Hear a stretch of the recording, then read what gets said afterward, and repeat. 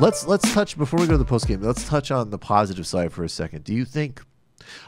Well, first of all, do you agree with me that there's actually really significant difference between Bernie Sanders and Elizabeth Warren? Like they're both generally like I like her, yeah, but I don't think they're the same. No, they're not the same. I think even though I think eventually their platforms will look very similar.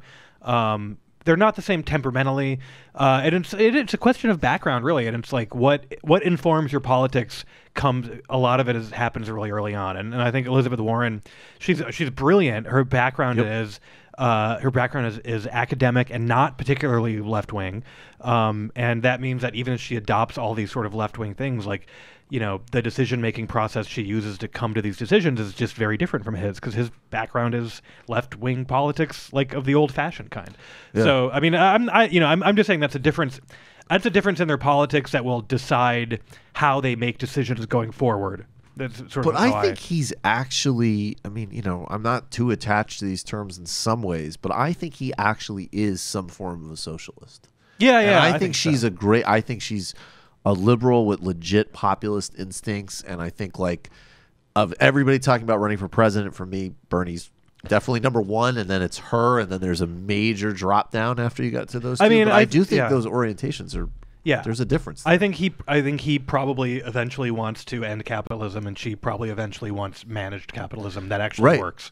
Right. And I think that also affects even like where he like we talked earlier about his foreign policy speech. Yeah. Like he's starting to outline again, it's still a super moderate one, but like an actual global critique that has something to do with what's going on in Brazil, that has something to do with Israel-Palestine, that has something to do with like just raw international wealth theft. So this is where I guess the difference lies, is that in having a socialist framework, even a democratic socialist framework, it gives them a framework to sort of think about those outside issues. Yeah. And Warren has to sort of come at those from scratch, I think. Yeah, I think that's true. And I remember, that's actually for a long time, I would always tell people, like, we don't know a damn thing about her foreign policy. Like, she hasn't said word one about it. It's just like, we just don't know what she believes. And I don't think she has any, like, I don't think she's said anything recently where I'm like, oh, that's a red flag. But like, we didn't know for a long time.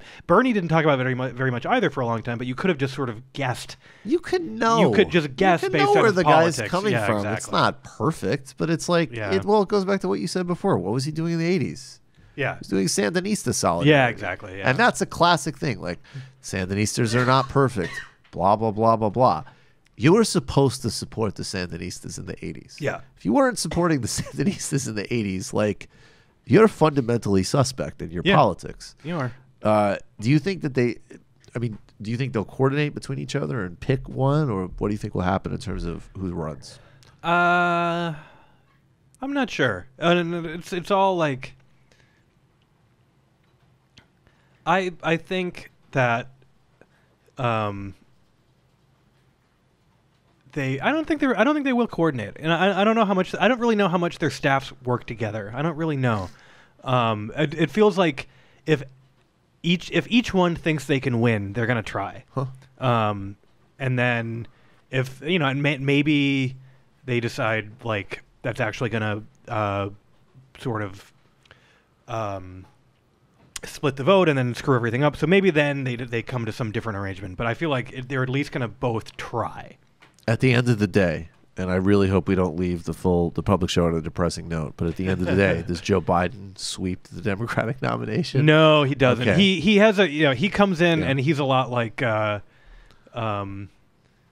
God, who was like some of the 2004 people who just like came in and did nothing.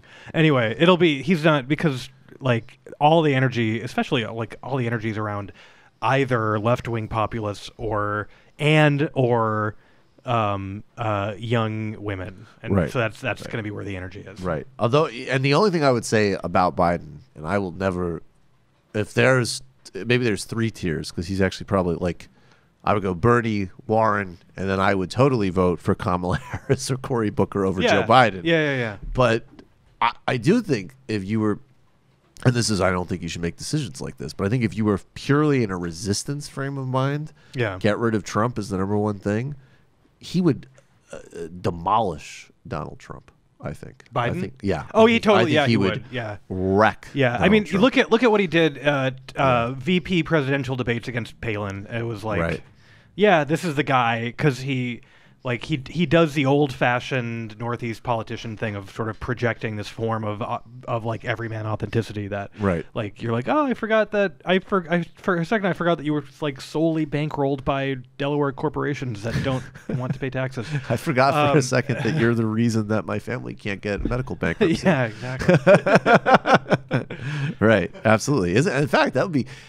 There was a funny thing. I will say. Yeah. I will say one thing about Joe Biden, where if he does manage to be the nominee, where Yes. I would be less panicked than you might think, which is that for some reason his vice presidential team's economic team was better than Obama's. Definitely. He actually had a better economic team than Obama's, and if that is a signal of the sort of people he would hire if he got elected, I can't know that, but if that's a signal, I would not be panicking about him winning. That's okay. So there's a silver lining, and he's probably not going to win anyways. He's probably not going to win anyway. And we all know that I should be the nominee anyways, you fucking pricks. How many foreign policy speeches I got to get before I get a straight fucking endorsement? Jesus Christ. You know that Talking story. about fucking Saudi Arabia. I'm talking about all sorts of fucking issues. There's that story about Nixon and Kennedy when they're congressmen talking about how no one gives a shit about like boring domestic stuff. If That's really funny. If Bernie's just the opposite, is like, God, I'm so sick of talking about Yemen. I get it. There's a cholera outbreak. Fuck.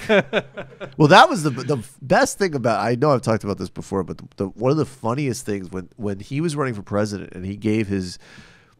I mean, it was sort of a foreign policy address, but it really was a Middle East address. And the funniest part to me was first, he's listing all of these things, which a frontline. I mean, they're obvious, but no frontline American politician had done, at least anytime recently, of just all of the objective barbarism of Israelis towards Palestinians, the Israeli government. So he's talking about civilian casualties, the occupation, and part of it I know is my comedic projection, but not 100%, because he's like, and then one of his stats was like, the unemployment rate in Gaza is unacceptable.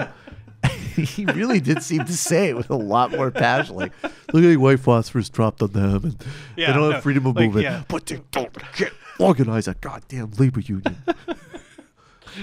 That was like clearly like somebody showed him that stat. He was like, I can't be progressive except in Palestine anymore. Like that does not work.